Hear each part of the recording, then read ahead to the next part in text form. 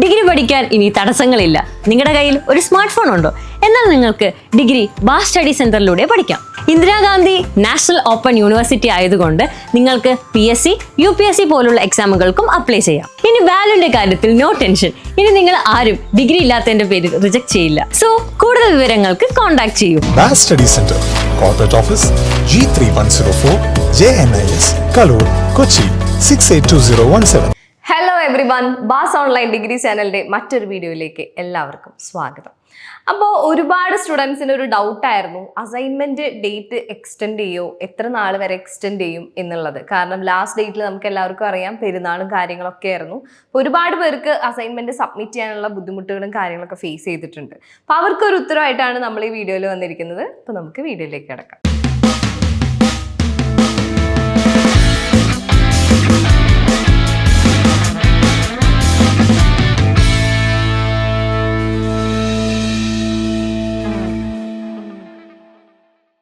അപ്പോൾ June 2024 admission എടുത്ത almost എല്ലാ സ്റ്റുഡൻസും അസൈൻമെന്റ് സബ്മിറ്റ് ചെയ്തിട്ടുണ്ടായിരിക്കും. അപ്പോൾ അസൈൻമെന്റ് സബ്മിറ്റ് ചെയ്യാത്ത കുറച്ച് സ്റ്റുഡൻസും ഉണ്ട്. ഇപ്പോൾ നമ്മളെ റെഗുലർ ആയിട്ട് വിളിച്ചു ചോദിക്കുന്നതാണ് അസൈൻമെന്റിന്റെ ഡേറ്റ് എക്സ്റ്റെൻഡ് ചെയ്തോ എന്നുള്ളത്. അപ്പോൾ അവരോട് പറയാനുള്ളത് വേറെ ഒന്നുമല്ല, April 30th വരെ നമുക്ക് അസൈൻമെന്റിന്റെ ഡേറ്റ് എക്സ്റ്റെൻഡ് ചെയ്തിട്ടുണ്ട്.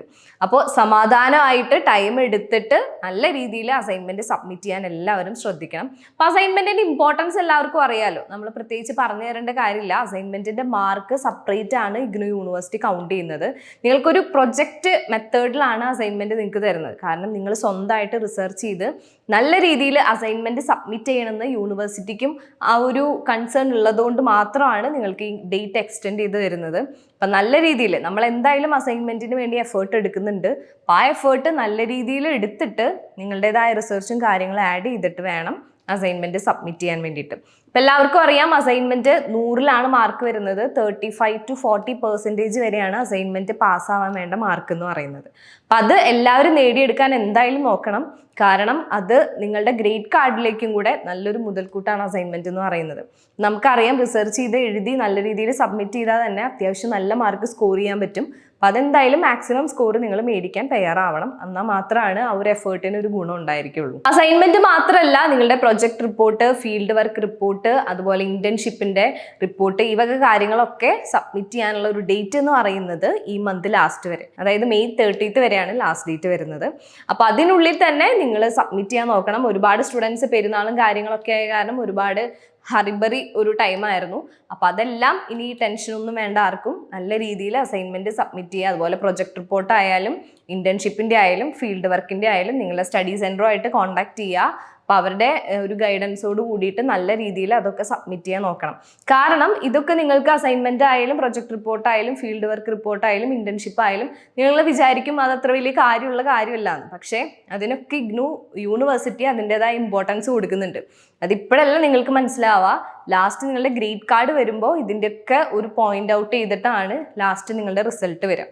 അപ്പം അന്നേരം നിങ്ങൾക്ക് അത് മനസ്സിലാവും. അപ്പം അത് കാരണം നിങ്ങൾ എന്ത് കാര്യം ചെയ്യുമ്പോഴും, അതായത് പഠിപ്പുമായി ബന്ധപ്പെട്ട് എന്ത് കാര്യം ചെയ്യുമ്പോൾ, പഠിക്കുകയാലും എക്സാമിന് പഠിക്കുകയാണെങ്കിലും അസൈൻമെന്റ് ആയാലും റിപ്പോർട്ടുകൾ സബ്മിറ്റ് ചെയ്യുകയാണെങ്കിലും നിങ്ങളുടേതായ നല്ല രീതിയിലുള്ള എഫേർട്ട് എടുത്തിട്ട് വേണം നിങ്ങൾ സബ്മിറ്റ് ചെയ്യാൻ വേണ്ടിയിട്ട്. അതുപോലെ അസൈൻമെന്റ് സബ്മിറ്റ് ചെയ്യേണ്ടത് എവിടെയാണെന്നുള്ള ഒരു കൺഫ്യൂഷൻ എല്ലാവർക്കും ഈയിടെയായിട്ട് വന്നിട്ടുണ്ട്.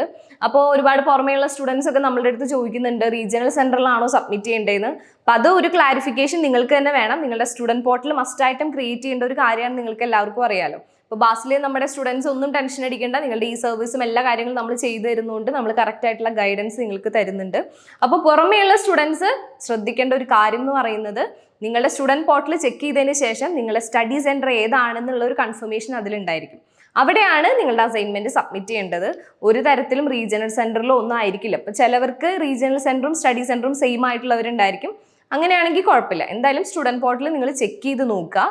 ചെക്ക് ചെയ്തിട്ട് വേണം നിങ്ങൾ കറക്റ്റായിട്ട് അവിടെ സബ്മിറ്റ് ചെയ്യാൻ വേണ്ടിയിട്ട്.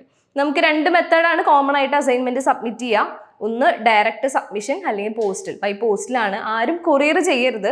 ബൈ പോസ്റ്റിലായിട്ടാണ് നിങ്ങൾ സബ്മിറ്റ് ചെയ്യുക. സബ്മിറ്റ് ചെയ്യുമ്പോൾ ട്രാക്കിംഗ് ഐഡിയും കാര്യങ്ങളൊക്കെ നിങ്ങൾ കറക്റ്റായിട്ട് കീപ്പ് ചെയ്യുക. അതുപോലെ നിങ്ങൾ ഡയറക്റ്റ് സബ്മിഷൻ ആണെങ്കിൽ അവിടെ ചെന്ന് സബ്മിറ്റ് ചെയ്തിട്ട് അവരുടെ ഒരു സ്ലിപ്പ് മേടിക്കുക, നിങ്ങൾ സബ്മിറ്റ് ചെയ്തു എന്നുള്ളതിന് ഒരു എവിഡൻസ് നിങ്ങളുടെ കയ്യിൽ ഉണ്ടായിരിക്കണം. അപ്പം ഈ കാര്യങ്ങളൊന്നും മറക്കരുത്. അതുപോലെ അസൈൻമെന്റ് സബ്മിറ്റ് ചെയ്യുന്നതിനേക്കാളും മുൻപ് ഒരു സോഫ്റ്റ് കോപ്പി നിങ്ങളുടെ കയ്യിൽ കീപ്പ് ചെയ്യുന്നത് നല്ലതായിരിക്കും. എന്തെങ്കിലും കാരണം കൊണ്ട് സ്റ്റഡി സെന്ററിൽ നിന്ന് അത് മിസ്സായി പോയാലും ഒരു സോഫ്റ്റ് കോപ്പി നിങ്ങളുടെ കയ്യിൽ ഉണ്ടാവണം. ഓക്കെ, അപ്പം ഇത്തരം കാര്യങ്ങളൊക്കെയാണ് അസൈൻമെന്റിന്റെ ശ്രദ്ധിക്കേണ്ടത്. നമ്മൾ ഓൾറെഡി പറഞ്ഞിരിക്കുന്ന കാര്യമാണ്. ഇനിയും എന്തെങ്കിലും ഡൗട്ട് ഉണ്ടെങ്കിൽ താഴെ കമന്റ് ചെയ്യുക, നമ്മൾ റിപ്ലൈ തരുന്നതായിരിക്കും. അപ്പോൾ യൂസ്ഫുൾ ആയിട്ട് മറ്റൊരു വീഡിയോ ആയിട്ട് നമ്മൾ ഉടനെ വരുന്നതായിരിക്കും. Anyway, thank you.